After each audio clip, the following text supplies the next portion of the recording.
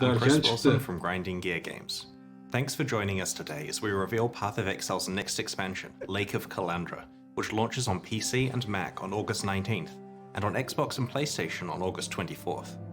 Twitch drops are enabled for today's live stream, Evet. so make sure you follow the instructions below to link your account and earn your rank or Dropları wings. aktif olduktan sonra yenilemeyi unutmayın abi Here's what you şeyi. can expect from today's live stream. First, we'll debut the trailer for the Lake of Kalandra expansion, and then dive into its Verdi mi challenge. Regard şeyleri? We'll discuss the Prediction'ı. further improvements we're making to Path of Exile's endgame in this Verdi release. herhalde. There's a slew of new unique items for us to cover, and also a broad power boost in Yeni many different unique leagues. itemlar. We've got a selection of new item skill and bonus support and gems to Game reveal, and are excited to unveil our plans for revamping Yeni 3 skill past support leagues. gemleri. 3 Then we'll tane cover more yeni details about game mekanik. balance before revealing this Balance league's new değişiklikleri, supporter support packs and what's efektleri. going to happen in the lead up to launch next week. Evet, Our live stream droplar ends için with a Q&A F5. session hosted Ben by de Ziggy D, F5 where you can ask me your questions in Twitch chat. Then we'll post the full patch notes for you to check. Ben de bir F5 atayım. Bir saniye. Şunu da kapatalım.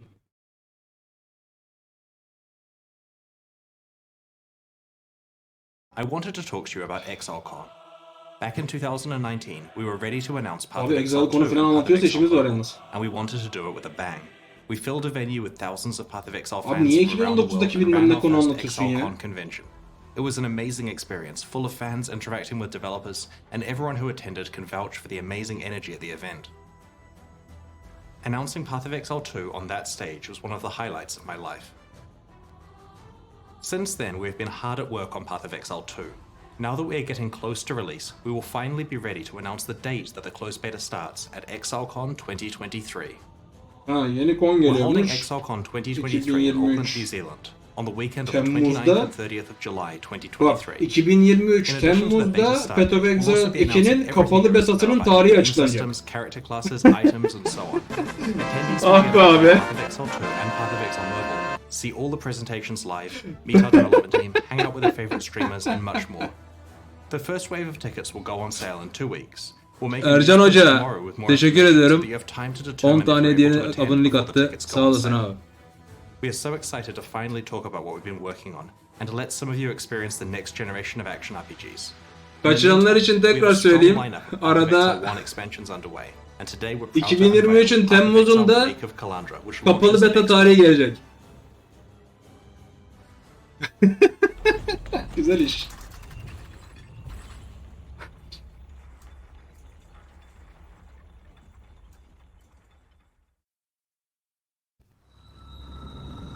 Exile, you have wandered far to arrive at the shores of my lake. A hidden realm I have overseen for longer than time itself. Abi sentez gibi bir mekanik mi geliyor ya? These waters harbor deadly secrets.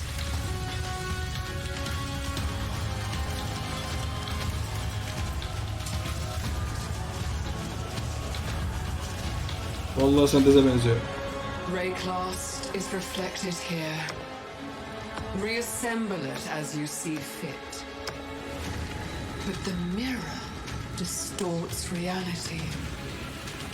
Beware the image that strikes back.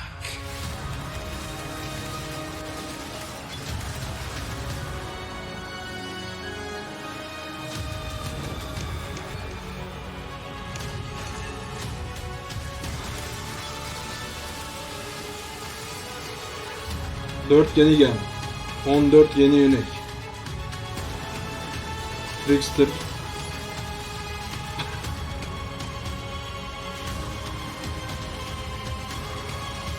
Oradaki yöneliklere bakarız tiplerine. Beyond Rework. The lake calls you, Exile. Will Ya you bak şimdi dare, neyse sonra konuşacağım bir şey or demiyorum. will you drown?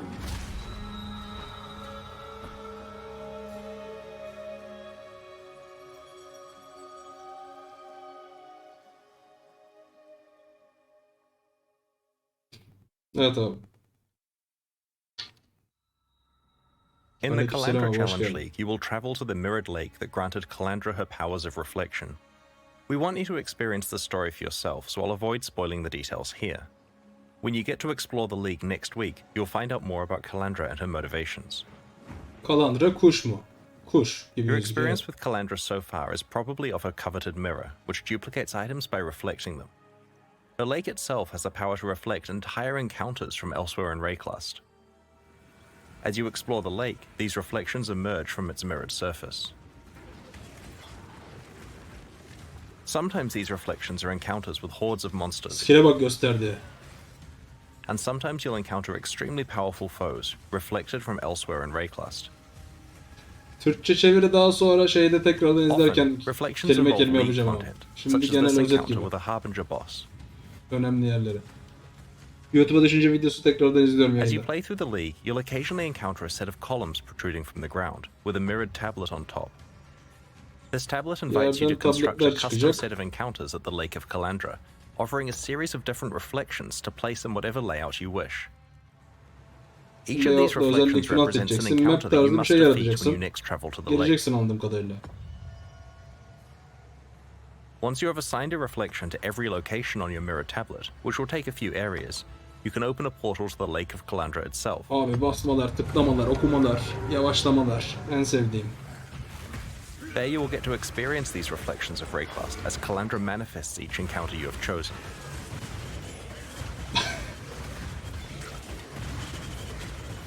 But as Güzel you push gameplay. farther out onto the lake-shrouded waters, you will Güzel find each gameplay. encounter to be more difficult, but more rewarding. This difficulty value counts up by 1 for each location away from the entrance the encounter is.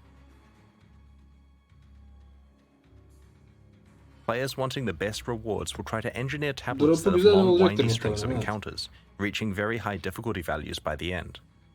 To do this, there are occasional options that can be chosen which allow you to move and swap the entrance, reflections, and water tiles on the tablet. Abi hesaplamalar. Additionally, as you progress through the league, you'll be able to unlock special abilities that let you manipulate the İzlerken options 5 you have dakika available on uğraştınız each zaten tablet. abi. If you don't like any of the choices available to you, you can earn the ability to skip picking one entirely. The next ability is even stronger. It lets you re-roll the list of options so that you can immediately pick another one. Finally, you can earn the ability to exile a choice entirely. For the rest of this tablet, that choice will no longer appear. Once you reach maps, you'll be able to itemize your mirrored tablets so that they don't have to be played immediately. They can be stored for later or traded with other players. Abi bölgeyi As you tasarlayacaksın. visit the Lake of Bu Kalandra to gittiği attempt your yere mirror tablets, there are gel many types of seçenekler rewards you gelecek. can find. Tasarlayacaksın, değiştirebileceksin beğendiğini An encounter beğenmediğini that is tarzı. based on a Ondan past sonra league ya item implicitly haline grants the çevireceksin ya da rewards from portal that açıp league, but gireceksin. with extra juice so that you're not missing out on bonuses you'd have obtained if your Atlas tree applied to the lake. Trade Other yapılacaktır encounters that muhtemelen. aren't Evet. based on past leagues generally yield Temple'vari bir reward hareket var chests evet. that rises out of the Temple'vari bir lake when you Temple'a complete the benziyor. encounter. Baktığın zaman. Certain reflections grant you access to a new variation on rare items, exclusive to the Kalandra Challenge League. When you complete the encounter, you'll get access to some reflecting mist, which presents you with a difficult choice. It generates a rare ring or amulet with an unusual set of mods. Some are very high and some are very negative, which hurt 70 your like character. eksi dexterity severim. The item is then duplicated, with a reflected copy having Sonunda inverse ödül olarak mods. Negative ones are now positive and vice versa. aynı statların The amount değişik that all of these artılı mods are eksili scaled up by is şeyleri based on geliyor. the difficulty of the Aynalanmış encounter hali. you just completed. You may only pick one of these items to keep. Bunlardan birisini seçiyorsun sonra. It'll Ödül often be a olarak. tough choice, with each item having its own strong pros and cons. But sometimes you'll be offered an item where the negative mods aren't downsides for your build, and the juiced up positive mods are very attractive. There are also some special new jewelry base types that you can rarely receive from this process. One rare and Eksi 136 difficult life da encounter seversin. rewards you with an advanced version of this crafting process. It allows you to bring your own ring or amulet, distorting and reflecting it with the same process described before.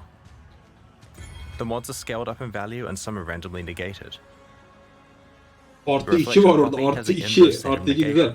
Artı 2'yi It severim will abi. certainly be tempting to gamble with some of your best jewelry to try to double the values that really matter for your build and negate the ones you don't care about. If you're very lucky, you may find a special League-exclusive unique ring at the lake. Kalandra's touch mirrors the effect of your other ring. The Kalandra Challenge League has something for everyone. It's an out-of-area combat league where you build your own sequences of encounters. It lets you fully dictate your desired level of risk and reward and fully customize what content you play. It features a powerful crafting system, valuable rewards, Abi oynadığı and offers a gösterdiği glimpse into the skill'lere gel lore of abi. one of Path of Exile's most iconic characters. We can't wait to play it with you next week. Item reflect eden şey o. Mirror gibi. In every expansion leading up to Path of Exile 2's release, we'll be improving Path of Exile's endgame with new content to explore and new ways to customize your endgame experience. In the Lake of Kalandra expansion, we're introducing Game Atlas Değişiklikleri memories. ha. Gelsin bakalım. They aren't a league feature, they're part of the core game, affecting standard and persisting once the Kalandra Lig has ended. In maps, you'll very rarely find a memory item, which represents a set of memories that an NPC has about their Bir past. filter kullan, filter. Something special happened to them while exploring maps, and you're able to experience those events for yourself. Ercan Hoca Let's have a görüşürüz look at a abi. couple of examples. In this Atlas memory, Kirik tells you about the time that he stumbled across a staging ground for a Harbinger invasion of Rayclust. Each successive map you play in the sequence has more and more Harbinger portals and invaders that you must deal with. This is a memory of Nikos, where he entered a sequence of maps that were entirely consumed by permanent breaches, like a Breach Lord's Breach. domain. Abi He mirror işi survived to talk about fena it, but olmamış will şey. you? Memory işi. Right-click a memory and apply it to a completed map on your Atlas. 80 It'll gibi mark out a olacak series bunlar. of adjacent maps that the Atlas memory will span. When you next talk to the relevant NPC in your hideout, they'll tell you about their recollections Ama and will orada allow devam you to start ediyor diğer exploring the şeylere memory. doğru. Tek map'te devam etmiyorsun Each yani. map in the sequence is provided for free by the NPC, and you'll be able to roll it like usual before running it. Ha NPC veriyor direkt map'i de. O iyi bari. Because these maps are memories of the NPC, they are not affected by your Atlas tree. However, the content is generally as difficult and rewarding as a fully specialized Atlas tree would cause it to be. Ya NPC'nin bir hatırası gibi bir şey oluyor. Bir map'ten başlıyorsun. Each Orada successive map gösterdiği in the şekilde sequence gets harder and more rewarding as the memories gitgide intensify. zorlaşarak map'lere While de şey memories are sunuyor. tradable, they're also very rare and Vatandaş valuable, sunuyor. so you'll probably want to complete them yourself if NPC you can. craftlayabiliyorsun ama Atlas'tan gelmiyor bonuslar. For players who diye love gidiyor. lore, Atlas memories help expand on the backstory of key NPCs. For players wanting to try out different league mechanics Ne at kadar quite high levels rewarding of juice olduğunu that they haven't oynayınca specialized göreceğiz. their Atlas for, memories let them do this without a bunch of respec. Breach şimdi And for Breach'ten everyone Breach else, boss'un loot'u Atlas düşecek memories hali are a yok. great way to Splinter earn mi some düşer? valuable Splinter düşer items herhalde bu. if you're strong enough to complete them. Abi filtre kullan. Gıcık oldum filtresız şeye. The Lake of Kalandra expansion also contains a new unique map that I'm quite excited about. Unique map. The Trialmaster is back. This Al boss sana will Ultimatom. remain, and more importantly, the unique Ultimatom items he istiyordunuz drops ha. have been sorely missed and will be making a return as the Tower of Ordeal's unique map in Lake of Kalandra. This map can Al be sana created by Ultimatom. completing difficult endgame Val content. We have not forgotten about the rest of Ultimatum and have a specific plan for how it will return in the future. Sadece boss'u geliyor bu arada. Whenever we're improving Path of Exile's endgame, we take Ultimatom every gelmiyor. opportunity we can to add new variations of rewards that you can find. We don't want to say too much about how these are acquired, but in this expansion, it's possible to very rarely find special foil versions of any pinnacle boss unique item. These have the same stats as regular ones, but are certain to be highly prized by Boss'unu collectors keseceksin or abi. wealthy players wanting to Ultimatom show değil off. abi. Ultimatom'un boss'u geliyor sadece baktığında. Unique map olarak. The Lake of Kalandra expansion contains 14 new unique Yeni items. unique In itemlar. addition to the Kalandra's Touch ring that is exclusive to the Kalandra Challenge League, we have introduced a new endgame pinnacle boss reward, a supporter unique, the Tower of Ordeal's unique map, 6 new Grand Spectrum jewels, and even some leveling 6 uniques. tane yeni Grand Spectrum The first cıvılı we're var. showing you today is Soul Ascension, a pair of gloves designed by Zizaran. They drop from the Uber Elder. Soul Eater is a Uber very Elder. powerful buff, but it is usually hard to obtain in boss fights. This unique grants you the ability to gain stacks of Soul Eater when you hit a unique enemy, but also makes you lose those stacks if you aren't near one. Ghost Wraith is a leveling unique which allows you to play as an almost pure energy shield character during early parts of the campaign. Leveling yeni ya. We'll reveal the other new Energy unique shield items var. in this expansion over the next week. Path of Exile has a lot of unique items in its core drop pool. Unique Over item 700 in rebalance. fact. We feel that there are two big problems with unique items at the moment. The first Tabular is that you arasında find akıt. too many, and the second is that they are generally pretty useless when you do. Sure, there are some powerful endgame or build enabling uniques that feel amazing to find, but the majority of unique items found throughout the game are rarely actually useful to you. Argo In the Lake of 222 Kalandra Prime'e abone expansion, olmuş. we've Teşekkür made a ederim. lot Hoş of geldin. changes here. We have reduced the overall drop rate of uniques throughout the game and have rebalanced and overhauled over 100 existing unique Abi items. çöplere gel, with an çöplere gel. emphasis Hepsine on bakıyorum, uniques hiç in the güzel şey core drop pool, göremiyorum. including Hiç level güzel minik uniques yok and orada. some endgame uniques. Hiçbiri değil. You're going to Anvil find var. unique items less frequently now, but when Dead you do, Rush they're var. going to be a lot more punchy. Nyx's Lantern has been completely Hepsi changed from the unique'ler abi. ground up. Previously, it was trying to allow you to play a hybrid attacker and spellcaster, but it Duymadım didn't abi, really şeye work very bakıyorum. well. Tekrar deneyeceğim ya o zaman With the tek new tek design, şey it's a lot yaparız. more elegant and delivers on this goal by simply granting high damage and the battle mage effect, so that your weapon damage is added to your spells. Battle Mage abi. Thousand Ribbons is an example of an Thousand item where we Ribbons merely abi. needed to tweak values on the existing mods to make it a lot better. We want mod value rolls to matter more, and this item now showcases that well. If you find a high rolled one early on, you're probably not replacing it for a long time. Endgame'de bir işe yaramış, o yüzden düzenleyecekmiş. Endgame'e bir tane belki geçer item olursa Malachi's olur Simula yani. was trying to deliver the Blood Mage fantasy by allowing you to spend Spells life to have cast a your %20 spells. chance to deal double This was meant to damage. be Blood special Magic. because the Blood Magic keystone was far away from the Witch starting location on Tabii the tabii skill Blood tree. Magic. Unfortunately, this item wasn't really powerful enough to justify its use. It has now been overhauled, and alongside Blood Magic, it grants a powerful multiplicative damage boost.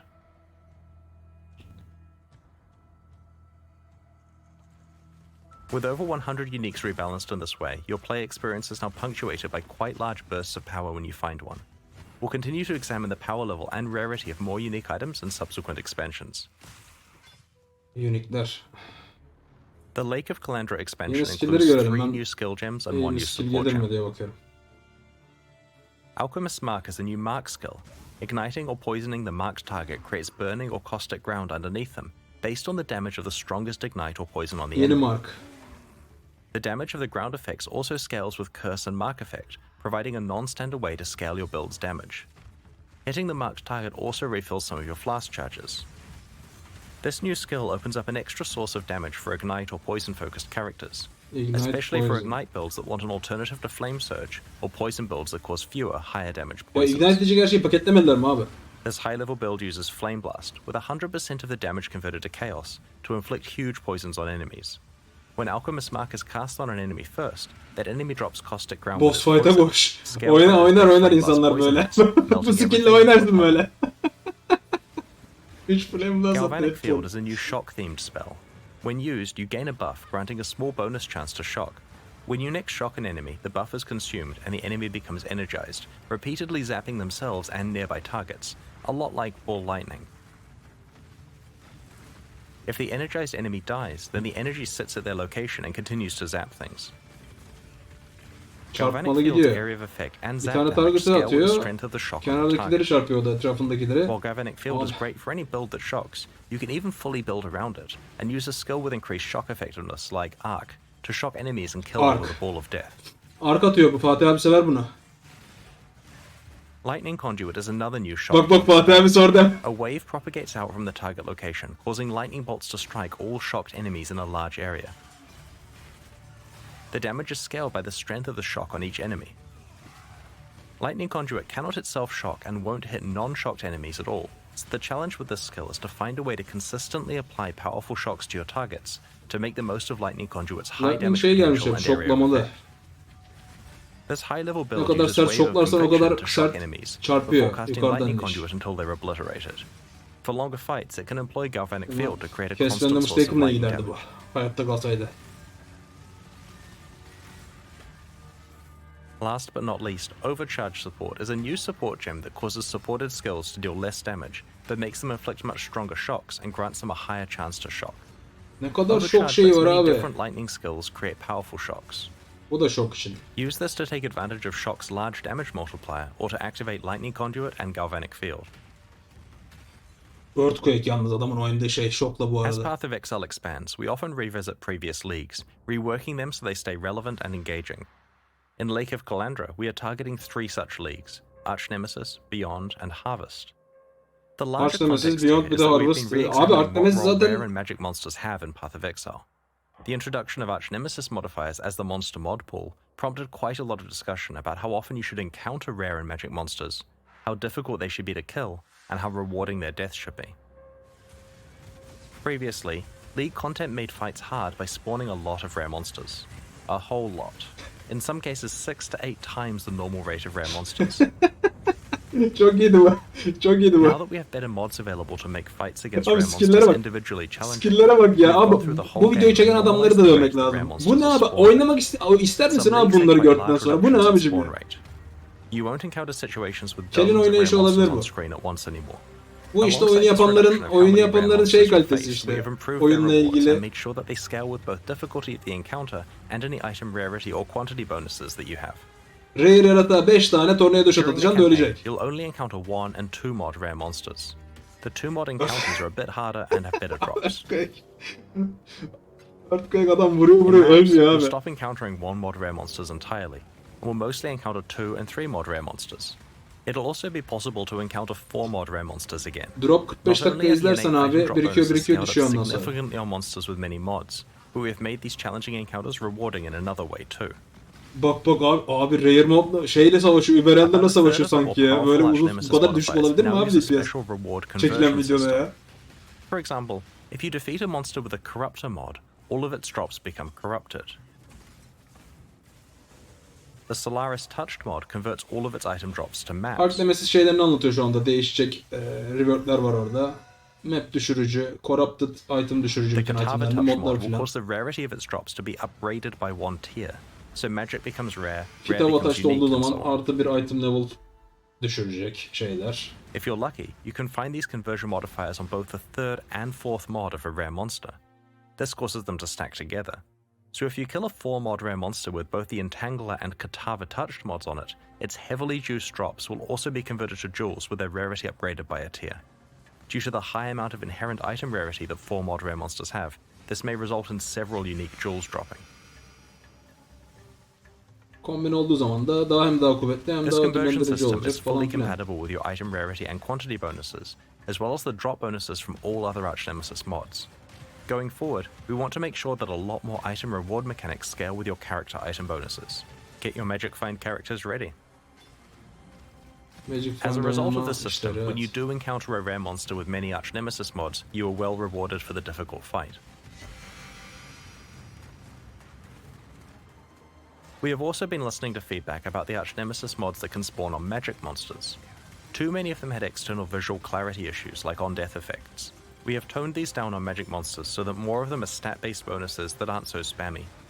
Encounters that spawn a series of magic monsters now make sure to preserve the same Archnemesis modifiers between the monsters rather than rolling a different one for each monster. This Ödüllendirici will yeni further help keep the rewardlanmış game state unikler. understandable in hectic situations. Abi skill'ler çok kötü yalnız gösterdikleri hakikaten. Beyond was introduced in August 2014. Initially Beyond'u as a kaldıracaklar hardcore abi oyundan. challenge Kaldıracağız dediler. Niye It's 8 rework years yaptılar old ki? now and certainly has several issues. Firstly, Beyond the Path of art. Exile 2'de Have olmayacak. you ever really taken a close look at a Beyond demon? It is literally a bandit from Act 2, dunked in red paint. The second issue is its balance. The number of magic and rare monsters spawned is so much higher than the rest of the game, and whatever problems that resulted in before Doğru, are Path of magnified Exile now that 2 rare 3-4 monsters sene are sonra meant to be more geleceği için. difficult. Doğru Beyond diyorsun. also spawns way too many unique bosses, which causes its own set of issues. In Lake of Kalandra, we have given Beyond much more than a fresh coat of paint. The Scourge have taken over the realm of the Beyond demons. The old bandit Beyond demons are gone. Summoning monsters from Beyond will now summon Scourge monsters and bosses. We have completely rebalanced the rates Beyond that Beyond kökten monsters and bosses değişmiş. spawn Scourge, at so that it's appropriate for Scourge modern basmış Path of Exile. Beyond'u. Scourge yaratıkları The bossları new Beyond gelecekmiş. monsters can now Beyond occasionally çıkacak. drop the Scourge League's tainted currency items that allow you to modify corrupted items. Scourge şeyleri de düşecek. Currency'leri. We've also completely revamped how harvest crafting works. Değişmiş yani kökten. Rather Evet, than Beyond, being Beyond'dan presented with a çıkıyor biraz. selection of crafting options that must be used Harvest immediately, abi. you now receive itemized tradable life force of the appropriate color. This life force can be used later, in your own time, at the hoarder crafting bench in your hideout. Its crafting options are now priced in terms of this itemized life force currency. Tier 4 bosses are now encountered much more frequently and can drop a key to fight a Shabi. She yields special life force which can be used for a specific set of crafts. We have rebalanced all harvest crafts for the new system and have removed a bunch of filler crafts and some ones with deterministic outcomes that were incredibly RNG gated before. currency gibi birikecek. Some crafts Craftlarında that provide bedelleri access to olacak. exclusive content, like the special Bu offerings to the biriken goddess, have been şeyle removed because these items can now be sonsuz found in more craft şeyi. appropriate Trade'de locations elsewhere in satış. the game. İyi gelir bu arada. The result of these changes is that when you complete a harvest, you aren't presented with 30 crafts which must either be used immediately or unsafely traded to some player you found in a community Discord server. It also means that every bit of life force you Raidleniyor mu receive is going bilmiyorum. towards a craft you Raidleniyor mu actually want şu to düşen use on şey? one of your items, when you're ready to use it. Your interaction with the Sacred Grove is now far simpler as well. Just enter, pick your plots, defeat the monsters, and get on with your Galiba mapping. Like with raidable. Archnemesis and beyond, we have also addressed the monster composition of Harvest's fights, so that it doesn't contain too many rare monster Augmentler mods, falan ya and so çok that there's an pahalıdır appropriate difficulty for its rewards. In addition, ya the da rewards for spesifik Harvest şey now istiyordur scale with belki. map quantity and Nadir pack düşen. size, incentivizing you to juice your maps. Quantity Previously, ile the pack crafts you size'da received will not artacak scale falan up at filan all if düşen you life played a force. harder map. Last week, we posted this expansion's character balance manifesto, which detailed the dediğim gibi many gözüküyor changes we're Harvest. making in Lake of Kalandra. There are plenty more changes, which we will include in the full patch notes that will be posted after this live stream. Balans değişiklikleri. But on this Abi, stream, I'd like to talk about a yayından few sonra mı specific geliyor areas: patch notlar? Minion Sabaha kadar burada mıyız itemization, abi? Exalted and Divine Orbs, and the Trickster Ascendancy class. Sabaha kadar buradayız abi anlaşılan. Historically, minion builds have not been particularly reliant on the stats of their items. Most of the power of their minions came from their skill and support gems. This led to a few problems. Firstly, it gave them a bit of a free ride compared to most other character builds. And secondly, it meant that it was hard for minion players to actually Beyond specialize their satışı characters to be galiba really, biraz really bitecek o good. şey. Çok We want to solve both yaratıcılar of these bilmiyorum. problems in this expansion. Path of Exile is a game about items, and that means that you will now be strongly rewarded for finding items that make your Minyonların minions şeylerini better. anlatıyor. It Minyonların also means that, like dengelenmesi, with other builds, itemlara if you find kaydıracaklar good gücünü. items, you'll be far more Ya damaging and MF survivable oynayacaktık than belki before. kardeşim Minion. Artık oynayamayacağız da. We described a variety of minion changes in last week's character balance manifesto.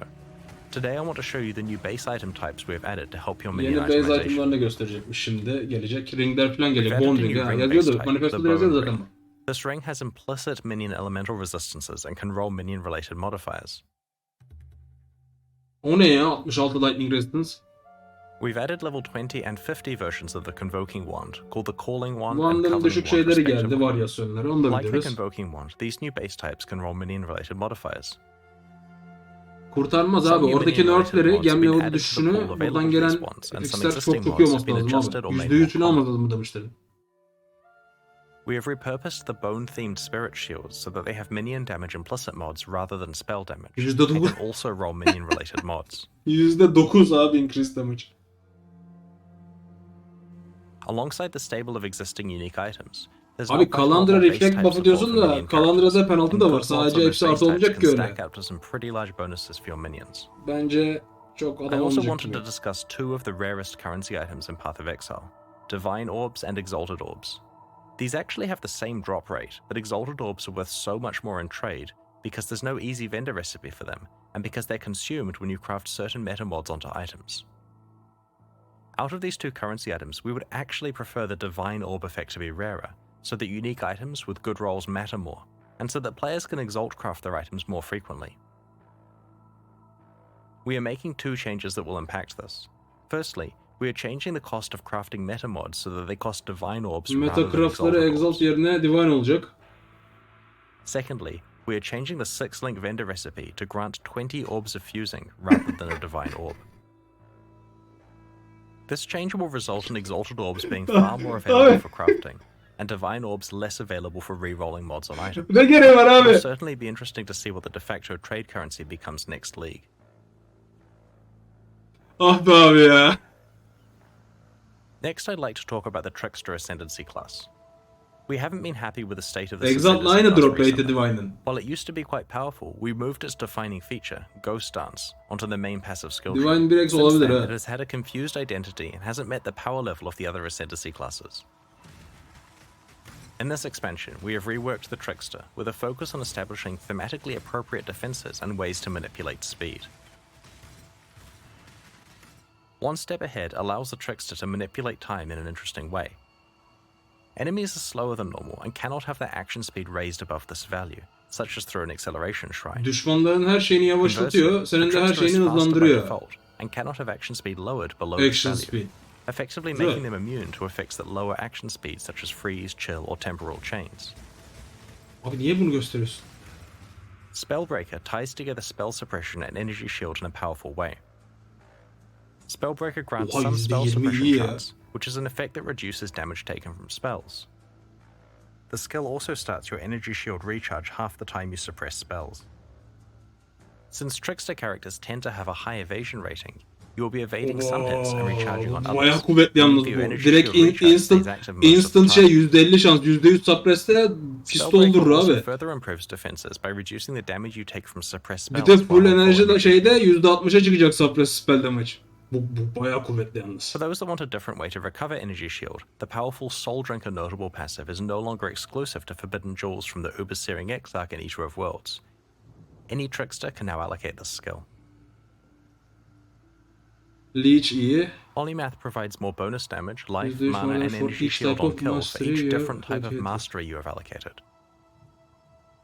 It reinforces the idea of a trickster being a jack of all trades, and will lead to interesting decisions when planning your passive tree, trying to fit in as many different types of masteries as possible. Her mastery için aldığın %1 doldurucu Overall, the kill'de. new trickster is intended to be the Shadow's answer to the champion, but faster. He should be an exciting option for players who want to get a lot of evasion, energy shield, and recovery out of their Ascendancy class while still being able to melt enemies. Alongside today's livestream, we're launching 2 new series of supporter packs, the Knight and Rogue packs. Each tier contains the pack's full face value and points, plus several exclusive microtransactions. These packs are only available during the Kalandra Lig Support and will pek leave abi. the store forever Buraya in 3 kadar da months. pamuk eller cebi diyor vatandaş. Every microtransaction you're about to see is entirely cosmetic and does not affect your character's Pamuk progression or eller power. cebi diyor. Cami çıkışı. The Knight pack series contains 6 exclusive microtransactions, including the full Knightmaster armor set. The Aetheric Mana Flask releases a burst of mana upon activation, then draws in energy from the environment as your mana refills. The Hoarder's Stash is a stash skin that can be used in your hideout. As you place items in the stash, they hover above it until you're Abi finished before ya, being sucked and destroyed. buna niye bu kadar uğraşılıyor abi? Neden oyundan daha fazla uğraşılıyor? Tipe bak. This is the Knightmaster armor set. While wearing its helmet, Mekaniklerden daha fazla uğraşılmış abi. Niye o kadar abi o? Item'ın şekli falan çıkıyor koyarken stajı. The Blood Scouring Cloak absorbs Ragger bunu blood alır, from beğendi. substances. It tracks your kill streak and cleans itself off when the Aleykümselam abi, hoş slaughter geldin. ends. The Ring of the Victor causes a podium to rise up underneath you when you are standing still, elevating Şampiyon. you above other players. Şampiyon podyumu olmuş abi.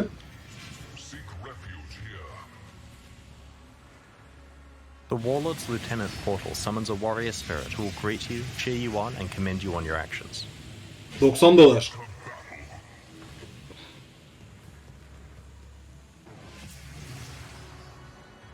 The Rogue Pack series has 6 exclusive microtransactions, including the Rogue Stalker armor set. The Beast of Burden Pit visually carries your items for you, becoming more laden with bags and packs the more full your inventory gets. Yaklaşıyor.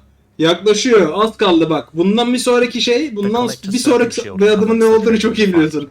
Bundan sonraki adım. Daha değil ama ucunda. Ucunda abi. Ucunda daha değil. Daha değil. Şimdi bu ayak alıştırma. Bu ayak alıştırma da. While wearing its gloves, critical strikes cause blades to appear and slice at your enemies. Görüntü olarak alıştırma şimdi. Şu an sadece MTX. The corpse bloom footprints cause exotic plant growth in your wake. The plants especially love corpses and will seek them out and grow in larger patches around them.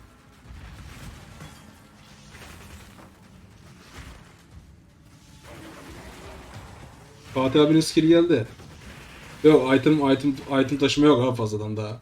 On the other hand, the Undertaker's amulet inters corpses for you, burying them and marking their location with gravestones. Mezar çıkarıcı. Mezarcı. The unstable explosive back attachment Daha is not for the faint of heart. inventory'in doldukça köpeğin üzerindeki amelelik artıyor. Skin olarak, görüntü olarak onu dedi. Ne oluyor ya? And when you die, your party members will certainly feel it. Ölünce güzel patlıyor adam.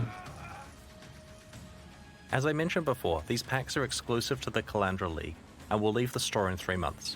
They're available right now Evet, at Path of yani Exile.com. inventörü doldukça köpeğin üzerindeki çanta sayısı, görüntüsü falan artacak yani ama ekstradan envanter artışı yok şey anlamda. Ama yakın. In addition, the supporter packs introduced with the Sentinel expansion are leaving the store forever in 1 week. Yakın abi, ben sana Now's söyleyeyim, your yakın. last chance to purchase them, and we greatly appreciate your support.